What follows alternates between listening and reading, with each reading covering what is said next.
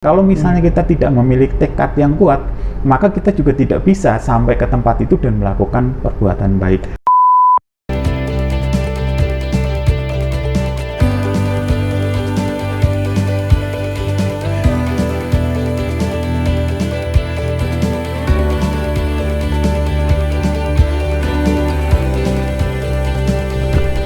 Hai, kita jumpa di Kapur Tulis. Edisi kali ini saya dengan penyuluh agama Buddha Bapak Supri. Kita akan membahas mengenai khawatir. Khawatir sebagai sebuah fase kehidupan, pasti semua orang mengalaminya. Tapi bagaimana kita mengerti dan membahas tentang kekhawatiran? Kali ini kita bahas bersama-sama dengan Pak Supri. Baik, selamat pagi Pak Satria. Berbahagia sekali pada pagi hari ini kita bisa berjumpa lagi. Materi bahasan khawatir, sesuatu yang berat, sesuatu yang perlu pendalaman. Ini sesuatu yang ada dalam ajaran Buddha, dalam praktek kehidupan kita sehari-hari, dalam menjalani kehidupan kita juga mengalami kondisi khawatir. Saya akan menguraikan pengertian khawatir dalam agama Buddha. Tentunya dalam menjalani kehidupan ini ada yang mudah, ada yang sedang, atau ada pun yang sulit. Tentunya rasa khawatir itu muncul dalam kehidupan kita sehari-hari, termasuk mungkin sama kita dalam menjalani kehidupan sebagai abdi negara. Tentunya juga kita mengalami perasaan yang sama, diantaranya pernah juga mungkin rasa khawatir itu muncul. Saya mengambil sebuah kutipan dalam ajaran agama Buddha terkait dengan perasaan khawatir ini. Ini saya ambil dari sebuah buku terkait dengan praktik meditasi. Dalam agama Buddha ada praktik meditasi atau yang mungkin dikenal di umat Islam ada wirid. Itu sebuah praktik yang memang perlu latihan, perlu perhatian yang baik agar kita bisa mencapai tujuan yang kita harapkan. Terkait dengan perasaan khawatir itu sebuah rintangan batin dalam praktik meditasi yang berasal dari dalam diri kita. Pertanyaannya, apakah setiap orang itu mengalami hal yang demikian? Tentunya adalah iya. Perasaan khawatir itu bisa muncul seketika kita menghadapi sesuatu yang berbeda atau belum pernah kita alami sehingga khawatir itu muncul. Dalam agama Buddha disebut dengan istilah kukuca. Ini salah satu rintangan batin, Pak Satria. Apakah rintangan batin itu bisa kita lewati? Bisa. Dengan sebuah upaya, dengan sebuah konsep di mana harus kita awali ya. Kita dalam agama Buddha, perbuatan itu bisa dilakukan melalui 3 cara. Melalui pikiran, melalui ucapan, melalui badan jasmani. Nah, ini yang kita alami dari badan jasmani tentunya perlu perhatian yang khusus ya. Diawali dengan apa? Dengan pikiran. Karena dalam Dhammapada diuraikan bahwa pikiran adalah pelopor dari segala sesuatu, bahwa kita akan menjalani itu dengan baik dan tidak baik itu diawali dari pikiran.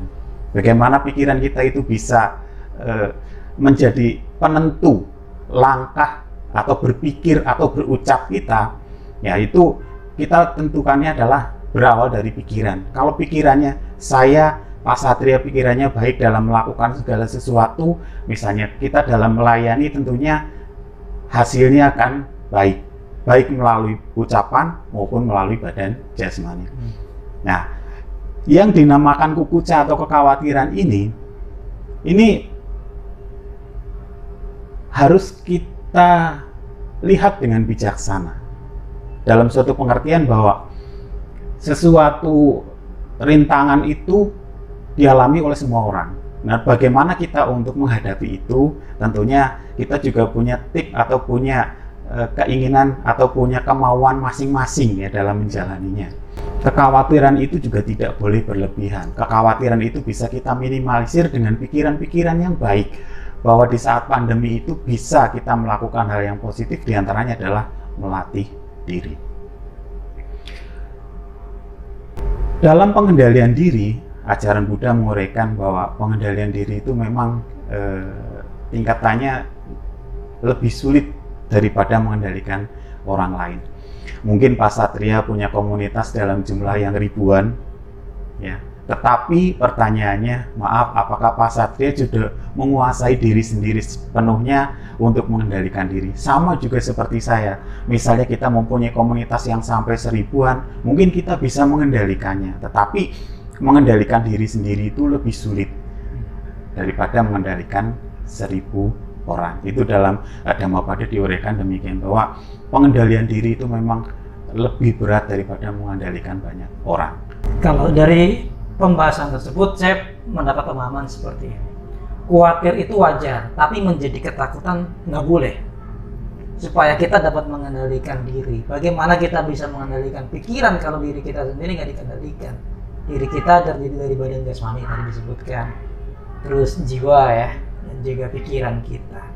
Nah, tapi seringkali kita menjadi gagal untuk tidak khawatir, atau dalam arti kita jadi seperti gampang khawatir karena kita nggak kenal tanda-tanda dan asal khawatir itu. Nah, bagaimana kalau menurut Pak Supri? Apa sih tanda dan asal-asal dari khawatir itu?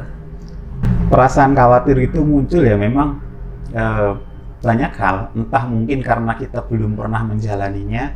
Misalnya Pak Satria mendapatkan sebuah tugas untuk berkunjung ke suatu tempat, di mana tempatnya jauh, tempatnya sulit, tempatnya terpencil. Perasaan itu muncul bisa saja, oh apakah saya nanti bisa memberikan pelayanan di sana. Tetapi ketika dijalani, kita dengan bijak melihat bahwa sesuatu yang kita lihat, sesuatu yang istilahnya bisa kita jangkau, tentunya kita juga punya sebuah proses di mana kita bisa untuk melatih atau membuat diri kita menjadi siap untuk menghadapinya. Tentunya diawali dengan pikiran tadi. Saya akan sebutkan terkait dengan hal-hal yang bisa membuat kita khawatir.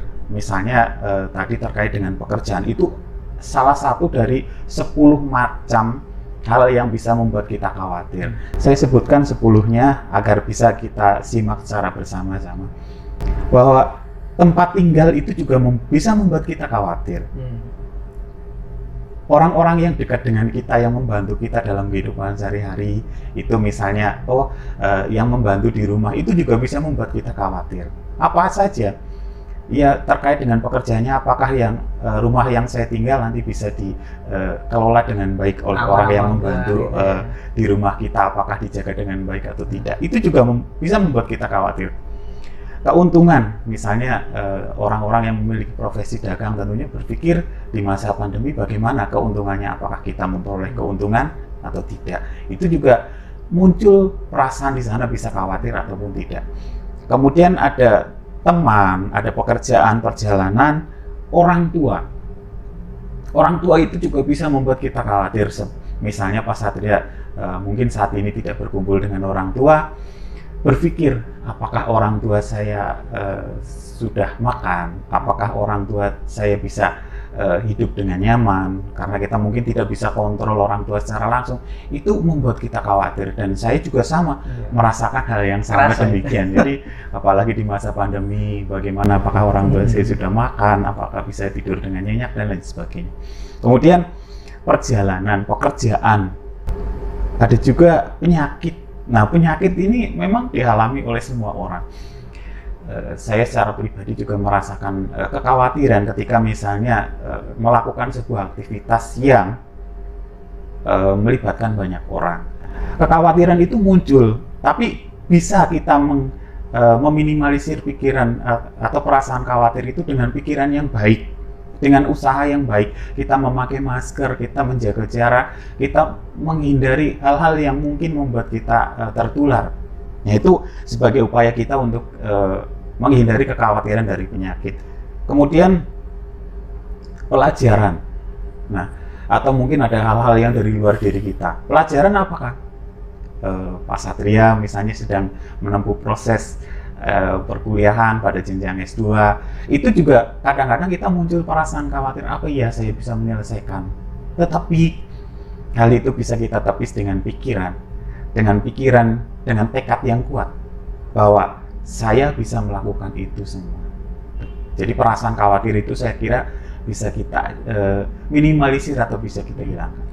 Pak Supri, khawatir itu sebetulnya membuat kita lelah. Ya pasti lelah mental, lelah pikiran, lelah perasaan. Nah, seringkali kita membuat kita nggak ngerti tuh masa depan, gitu kan. Khawatir itu kan sebetulnya tentang apa yang belum kita ketahui. Seringkali kita menanggung beban saat ini, sehingga nanti ketika kita berada di masa depan, kita menikmatinya dengan kelelahan. Kita menikmati indahnya masa depan dengan kelelahan karena kita sibuk menanggung beban dari rasa khawatir itu sendiri. Nah, kalau menurut Pak Supri, bagaimana sih kita merespon atau mungkin juga bagaimana kita lepas dari jerat rasa khawatir itu? Baik, perasaan khawatir itu sekali lagi bahwa semua orang itu mengalami dalam satu pengertian kekhawatiran itu muncul karena sudah pernah terjadi ataupun yang belum dialami. Meminimalisir perasaan khawatir ini sekali lagi perlu dengan pikiran yang bijak, pikiran yang tentunya tidak dikembangkan dengan perasaan yang berlebihan. Ketika perasaan khawatir itu berlebihan, itu akan menyebabkan sesuatu yang merugikan diri kita sendiri, yang berpengaruh terhadap pikiran, ucapan maupun badan jasmani kita. Misalnya, kalau misalnya saat ini kita terlalu khawatir terhadap pandemi yang kita alami ini, tentunya membuat badan kita menjadi pikiran, ucapan dan badan kita menjadi tidak normal atau tidak sehat. Jadi makanya perasaan kekhawatiran itu bisa kita minimalisir dengan hal yang positif. Kita berusaha mengembangkan pikiran yang positif, berucap yang positif, dan melakukan hal-hal yang positif. Itu sebagai langkah yang terbaik yang bisa kita lakukan agar rasa khawatir itu bisa hilang. Jadi ketika khawatir itu merupakan suatu gerakan negatif, antitesisnya kita lawan dengan tindakan-tindakan yang positif. Dengan tindakan-tindakan yang positif, betul. Jadi ketika usaha positif itu kita munculkan, yakin dan percaya perasaan itu akan berkurang atau menjadi hilang. Meskipun kadang-kala ketika berpikir positif, bertindak positif, melakukan positif itu berat. Berat itu bukan karena kita nggak memulainya, tapi karena kita berangkat dari kedalaman rasa khawatir itu. Seperti halnya ketika kita ada di posisi datar, kemudian kita menjadi khawatir, turun minus, kita harus berangkat dari minus itu menuju positif lagi. Sesuatu yang berat tapi harus dilakukan. Karena itu khawatir seringkali kan seperti ini. Khawatir bagaimana nanti, khawatir bagaimana besok, khawatir dulu pernah seperti ini, seperti disampaikan Bapak tadi. Sebetulnya ketika kita berani memulai dulu ya, mulai untuk berani dan berani untuk memulai, melepas dari rasa khawatir itu sendiri. Nah, Pak Supri, bagaimana kita bisa berangkat dari minusnya memiliki rasa khawatir sampai kita berada di lontaran terbaik, kita menjadi orang-orang yang positif dan produktif? Ya, baik. Sesuatu yang kita lakukan, sesuatu yang kita hadapi dalam kehidupan sehari-hari itu tidak serta-merta hanya dilakukan secara biasa saja atau mengikuti atau mengalir sesuai dengan arus, tidak. Tetapi yang harus kita lakukan sebagai upaya untuk membina diri kita sendiri, membina mungkin terkait dengan keluarga kita atau banyak orang, makanya kita perlu tekad yang kuat. Tekad yang kuat, kalau dalam ajaran kami disebutnya aditana. Tekad yang kuat itu tentunya tekad yang sudah kita niatkan dengan sebuah perencanaan yang baik. Kalau misalnya kita tidak memiliki tekad yang kuat, maka kita juga tidak bisa sampai ke tempat itu dan melakukan perbuatan baik. Hanya sebatas keinginan. Tapi kalau keinginan itu tidak diwujudkan dengan aditana yang kuat, ya kita tidak bisa sampai ke sana dan kita tidak bisa melakukan perbuatan baik. Ketika kita memiliki tekad yang kuat, tadi disampaikan bahwa tekad yang kuat itu berarti diawali dari pengendalian diri. Menghadapi apapun, bagaimanapun ya kita siap. Karena udah tekad. Ya. Kita mengatur diri kita sendiri, mengendalikan diri kita sendiri, kita tuntaskan, kita selesaikan. Kita sudah membahas tentang mengendalikan diri, bagaimana cara lepas dari khawatir. Khawatir selama kita masih menghadapi dunia ini, ya khawatir itu tentu datang silih berganti. Tapi kita harap kita bisa menaklukkannya. Pak Supri, closing statement-nya, silakan. Kekhawatiran ini pesan buat diri saya juga, bahwa kekhawatiran itu memang muncul dalam setiap diri manusia. Hal yang terbaik yang bisa kita lakukan adalah kita melakukan sebuah upaya memunculkan pikiran yang baik. Pikiran yang baik sebagai pelopor dari segala sesuatu, kita melatih juga dalam ucapan dan praktik juga dalam badan jasmani agar kita bisa menaklukkan diri sendiri.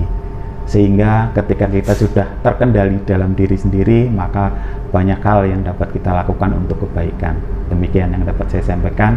Terima kasih Pak Satria atas kesempatannya. Terima kasih Pak Supri untuk wawasan dan bincang-bincang kita kali ini. Ya pemirsa, kita jumpa lagi di episode minggu depan. Satu pesannya, lepas dari khawatirmu, terus pikirkan dan kerjakan yang terbaik, mantapkan berjalan. Kita jumpa lagi, kabur tulis tetap eksis. Pak Supri, terima kasih. Terima kasih sama-sama Pak Satria.